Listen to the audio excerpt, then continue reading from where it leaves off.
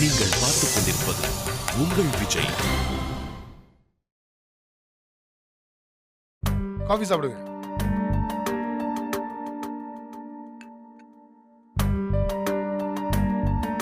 என்ன விஷயமா வர சொன்னீங்கன்னு நான் தெரிஞ்சுக்கலாமா? சும்மாதான் உங்களை பார்த்து 2 வார்த்தை பேசலான்னு. உங்க ஆபீஸ்க்குள்ள பூந்து என் பொண்ணை இழுத்துட்டு போயிட்டேன். அத பத்தி கேட்க போறீங்க அதானே? சேச்சா, அது முடிஞ்சு போச்சு. இனிமே அதை பத்தி பேசுறதுக்கு ஒண்ணுமே இல்லை. ராஜி மேல ஆபீஸ்க்கு இருக்கிற உரிமையை விட பெத்தப்பா உங்களுக்கு ஜாஸ்தி உரிமை இருக்கு. நான் கிண்டலா சொல்லல, சீரியஸா தான் சொல்றேன். உங்களை நான் பார்த்தது இல்லை, ஆனா உங்க மேல எனக்கு ஒரு மரியாதை உண்டு. பெண்கள், அதுவும் குறிப்பா கிராமத்து பெண்கள், அவங்க வாழ்க்கையில ஏதாவது சாதிக்கணும்னா அதுக்கு பின்னாடி அவங்க அப்பாக்களோட சப்போர்ட் கண்டிப்பா இருக்கணும். இல்லைன்னா ரொம்ப கஷ்டம். இங்க பாருங்க சார், சுத்தி வளைச்சு நீங்க என்ன சொல்ல வரீங்கன்னு எனக்கு புரியுது. நீங்க எவ்வளவு பேசினாலும் என் முடிவை நான் மாத்திக்க முடியாது. கண்டிப்பா நான் என் பொண்ணை ஊருக்கு தான் கூட்டிட்டு போறேன். அவ வேலை செஞ்சது போதும். அவளுக்கு ஒரு கல்யாணம் பண்ணி வச்சுட்டா என் பொறுப்பு முடிஞ்சது. இதுக்கு மேல நீங்க கேட்கறதுக்கு ஏதாவது இருக்கா? இனிமேதான் கேட்கறதுக்கு நிறைய இருக்கு. ஆமா, எதுக்கு உங்க பொண்ணை படிக்க வச்சீங்க? எனக்கு புரியல. பொண்ணை எதுக்காக படிக்க வச்சீங்க? அது ஒரு பொண்ணு படிக்கணும்ல. எதுக்கு படிக்கணும்? கல்யாணம் பண்ணிக்கிறதுக்கும் சமைச்சு போறதுக்கும் குழந்தை பெற்றுக்கிறதுக்கும் ஒரு பொண்ணு எதுக்காக படிக்கணும்? ஒரு பொண்ணு படிக்கிறது பெரிய மரியாதை இல்ல? யாருக்கு மரியாதை? உங்களுக்கா? அது எனக்கு, அவளுக்கு, எல்லாருக்கும் பெருமை தானே. அப்படியா? நீங்க வெள்ளை வெட்டி வெள்ளை சட்டை போட்டிருக்கீங்க, பார்த்தா பெரிய மனுஷமா இருக்கீங்க, மரியாதை தர்றோம். ஒருத்தன் 20 லட்சம் ரூபாய் கார்ல வர்றான், அவனுக்கும் மரியாதை தர்றோம். ஒருத்தன் படிச்சிருக்கான்னு நமக்கு எப்படி தெரியும்? நம்ம எப்படி அவனுக்கு மரியாதை கொடுப்போம்?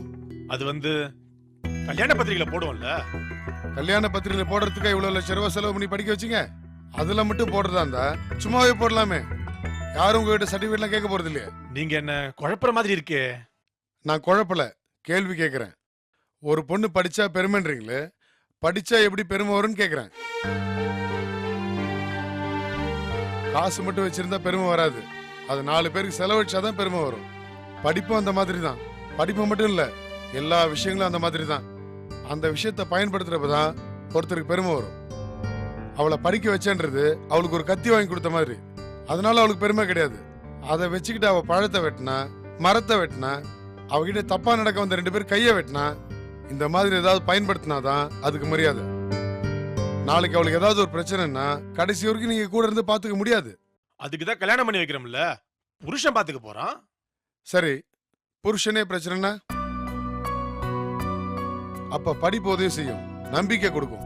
அவ சம்பாதிக்க முடியும், சொந்த கால நிக்க முடியும், யார் உதவியும் இல்லாம அவளே அவளை பாத்துக்க முடியும்.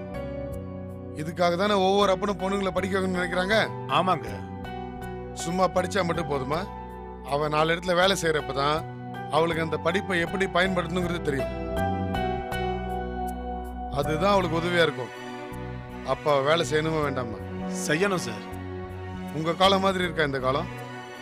வாஸ்தவம் தாங்க, நிறைய மாறிடுச்சு. அப்ப உங்களை மாதிரி அவ இருந்தா இந்த காலத்துல தாக்கு பிடிக்க முடியுமா? முடியாதுங்க.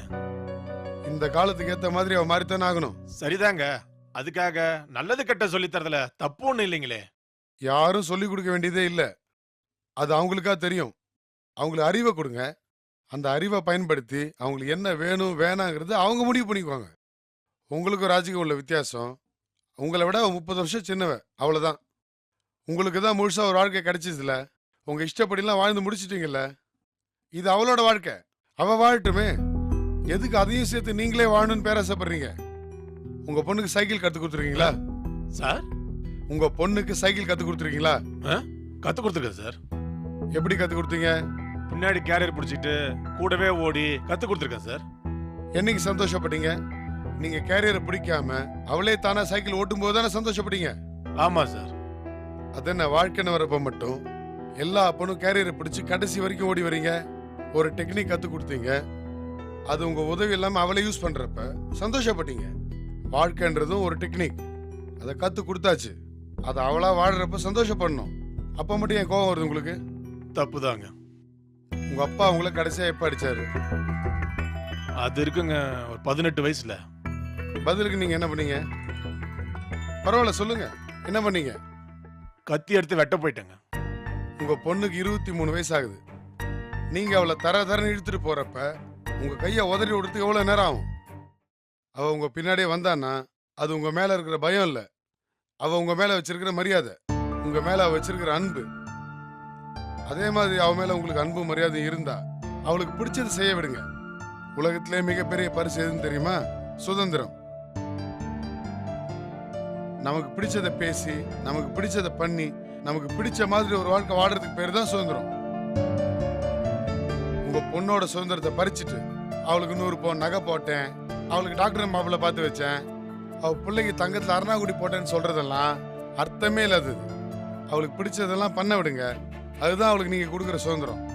உங்களை விட உங்க பொண்ணு புத்திசாலி, அதை ஒத்துக்கிறீங்களா? ஆமாங்க, நிறைய படிச்சிருக்கு, நிறைய உலக விஷயம் தெரியுது, புத்தாலி தான். வயசான அறிவு வரும் சொல்றதெல்லாம் போய்.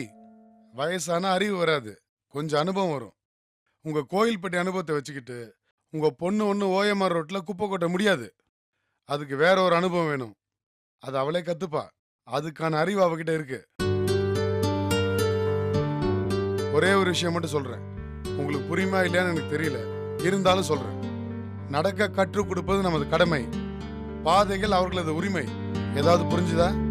நல்லா புரிஞ்சுதுங்க. உங்க பொண்ணை கூட்டிட்டு போங்க, கல்யாணம் பண்ணி வைங்க, என்ன வேணா பண்ணுங்க, அது உங்க இஷ்டம். அவ்வளவுதான் சார். இதுக்கு மேல உங்ககிட்ட பேசுறதுக்கு ஒண்ணுமே இல்லை. நீங்க கிளம்பலாம். வரேன் சார். ம்